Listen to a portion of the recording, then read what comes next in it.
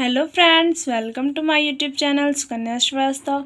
और आज हम करने जा रहे हैं मैथमेटिक्स का एक फर्स्ट चैप्टर है जो उसका नाम है सीक्वेंस। ओके फ्रेंड्स, तो आज हम करेंगे सीक्वेंस की डेफिनीशन और उससे रिलेटेड जो सीक्वेंस में यूज़ होती हैं उससे रिलेटेड कुछ कह सकते हैं डेफिनीशंस जो बहुत ही इम्पॉर्टेंट है और point of view exams. Okay friends, तो हम देखते हैं सीक्वेंस की डेफिनेशन। तो let S be a non empty set, a function whose domain is set N of natural numbers and whose range is a subset of S is called a sequence in the set S. तो मान लेते हैं कि कोई non empty set है जो S है, उसमें जो फंक्शन है उसके डोमेन्स क्या हैं, नेचुरल नंबर्स का सेट एन है। ओके, जो उसके डोमेन होंगे वो क्या होंगे, सेट एन होगा, और जो उसकी रेंज होगी वो क्या होगा, वो सेट जो हमारा एस है उसका सबसेट होगा। तो उसे ही हम क्या कहेंगे, सीक्वेंस कहेंगे। किसका सीक्वेंस कहेंगे, सेट एस का सीक्वेंस कहेंगे।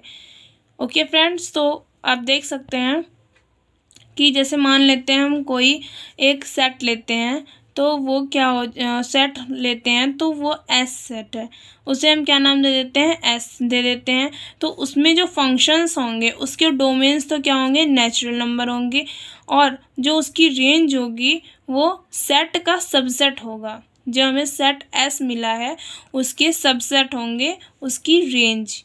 ओके फ्रेंड्स, तो उसे ही हम क्या कहेंगे, सीक्वेंस कहेंगे। किसका सीक्वेंस कहेंगे, सेट एस का सीक्वेंस कहेंगे। ओके फ्रेंड्स, तो अब हम देखेंगे कि इसे डिनोट किससे करते हैं। It is denoted by S N और एस एन। हम इसे इस तरीके से डिनोट करते हैं।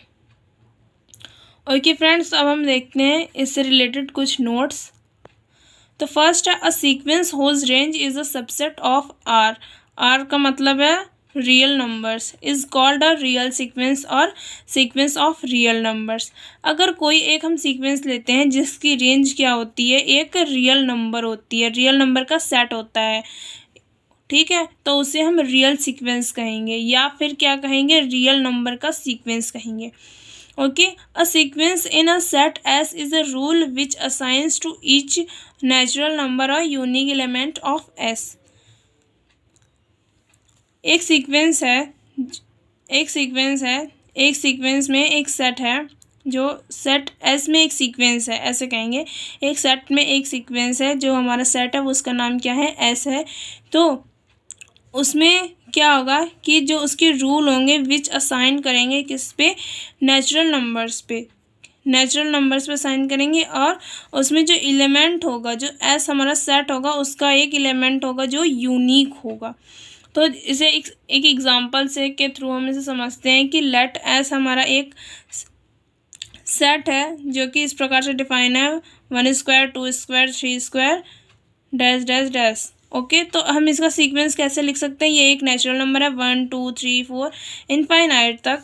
तो हम इसे जो कि क्या बिलोंग्स कर रहा है, such that n belongs to N, जो हमारा हम इसे एन, ये जो 1 2 3 है वो नेचुरल नंबर्स है, हमें पता है, और ये जो एन है उसकी वैल्यू भी 1 2 3 है, तो ये बिलोंग कर रहा है नेचुरल नंबर्स को, और ये इसका स्क्वायर है, इसके सेट में स्क्वायर है। तो हम इसे इस सीक्वेंस को इस तरीके से डिफाइन कर सकते हैं। ओके फ्रेंड्स,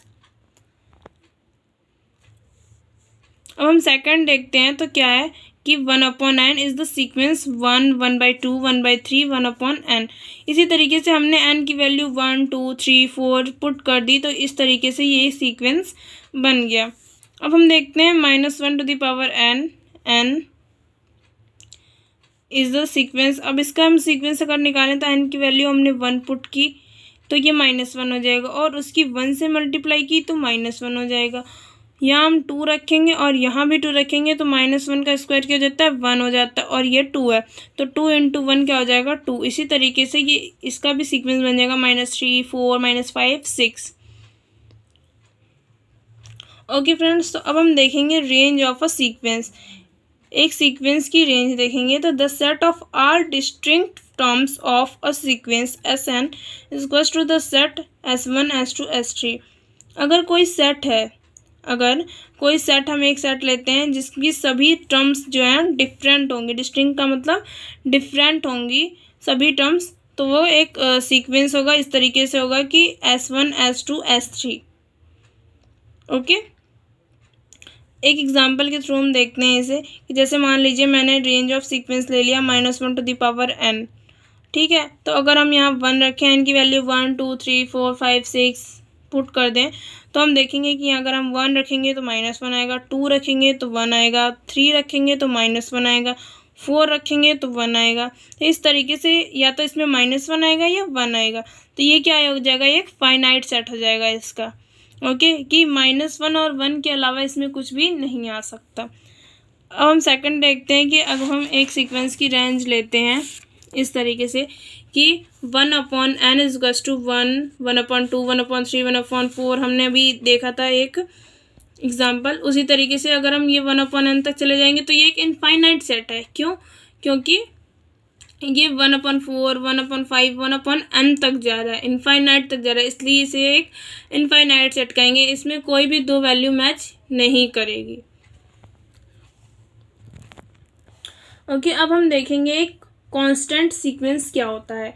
कांस्टेंट सीक्वेंस से मतलब है कि अगर कोई सीक्वेंस है, a sequence Sn defined by Sn is equals to a for all values के लिए, जहाँ पर जो हमारी n की वैल्यू होगी 1 2 3 4 5 6 और जो नेचुरल नंबर होगा वो दोनों बिलोंग्स करेंगे, is called a constant sequence. Okay, तो अगर हम देखें जो हमारा Sn होगा वो a हो जाएगा किसी सभी वैल्यूज़ के लिए, जो कि n की वैल्यू होगी 1 2 3 4 या फिर कोई नेचुरल नंबर होगा। तो उसके लिए हम देखते हैं एक एग्जांपल के थ्रू कि हमने एक एग्जांपल देखा। ये एग्जांपल है इस तरीके से कि the sequence Sn is equals to a। तो ये एक कांस्टेंट सीक्वेंस हो जाएगा। a जो हो जाएगा वो क्या हो जाएगा, एक कांस्टेंट सीक्वेंस हो जाएगा, क्योंकि इसकी रेंज भी हम देखेंगे कि a ही होती है, जो कि एक फाइनाइट सेट है। क्यों? क्योंकि इसमें a के अलावा कोई भी एलिमेंट नहीं दिख रहा है हमें। ओके, तो अब हम देखेंगे equality of two sequence. Two sequence की इक्वालिटी में देखेंगे कि टू सीक्वेंस हमने ले ली, एक Sn ले लिया और एक Tn, जो कि इस प्रकार है कि Sn is equals to Tn for all values n belongs to n। Okay, अब हम देखेंगे बाउंडेड सीक्वेंस क्या होता है। ओके, तो a sequence Sn is said to be bounded above if the range set of Sn is bounded above. Okay, that is if there exists a real number k1 such that Sn is less than equal to k1 for all values n belongs to n, the real number k1 is an upper bound of sequence। तो हम देखेंगे कि कोई हम एक sequence लेते हैं, ठीक है, जो क्या कहता है कि वो अगर बाउंडेड अबव होगा, अगर वो बाउंडेड अबव होगा तो उसकी जो सेट की जो रेंज होगी, रेंज सेट जो उसकी सेट की जो रेंज होगी वो भी क्या होगी, बाउंडेड अबव। तो अगर दोनों ही बाउंडेड अबव होंगे तो वो एक रियल नंबर पे एग्जिस्ट करेगी, जो कि रियल नंबर हमने मान लिया k1 है। तो वो जो हमारी सीक्वेंस होगी वो लेस देन होगी k1 से। ओके फ्रेंड, क्या होगी, लेस देन होगी k1 से। किसके लिए? ऑल वैल्यूज़ के लिए, जो कि नेचुरल नंबर्स हैं। ओके, तो जो रियल नंबर k1 होगा हम उसे क्या कहेंगे, अपर बाउंड कहेंगे। क्या कहेंगे, अपर बाउंड। किसका कहेंगे, सीक्वेंस का, सीक्वेंस का अपर बाउंड कहेंगे। कब कहेंगे, जबकि उसकी जो हमारा सेट होगा वो भी बाउंडेड अबव होगा और जो सेट की जो रेंज होगी वो भी बाउंडेड अबव होगी। ओके फ्रेंड्स, तो उसे हम क्या कहेंगे, अपर बाउंड कहेंगे, किसका, सीक्वेंस का। अब हम सेकंड देखते हैं कि a sequence Sn is said to be bounded below if there exists a real number k2 such that Sn is greater than k2 for all values n belongs to n, the real number k2 is a lower bound of sequence। एक sequence है जो क्या कहता है कि वो अगर वो बाउंडेड बिलो है, ओके, क्या है, बाउंडेड बिलो है और वो एग्जिस्ट कर रहा है एक रियल नंबर k2 पर, ठीक है, तो वो क्या हो जाएगा, ग्रेटर देन हो जाएगा k2 से। जो सीक्वेंस होगा वो हमारा k2 से ग्रेटर देन हो जाएगा। किसके लिए, ऑल वैल्यूज़ के लिए, जो कि हमारी नेचुरल नंबर्स हैं। तो हम कहेंगे कि the real number of K2 is a lower bound of sequence. तो हम उसे क्या कहेंगे, हमने पहले वाले को तो अपर बाउंड कहा, क्यों कहा, क्योंकि एक लेस देन है, और हम इसे लोअर बाउंड कहेंगे, क्यों कहेंगे, क्योंकि ये ग्रेटर देन। ओके फ्रेंड्स, तो इसके आगे का हम अगली वीडियो में कंप्लीट करेंगे। अभी तक के लिए इतना ही। Thank you.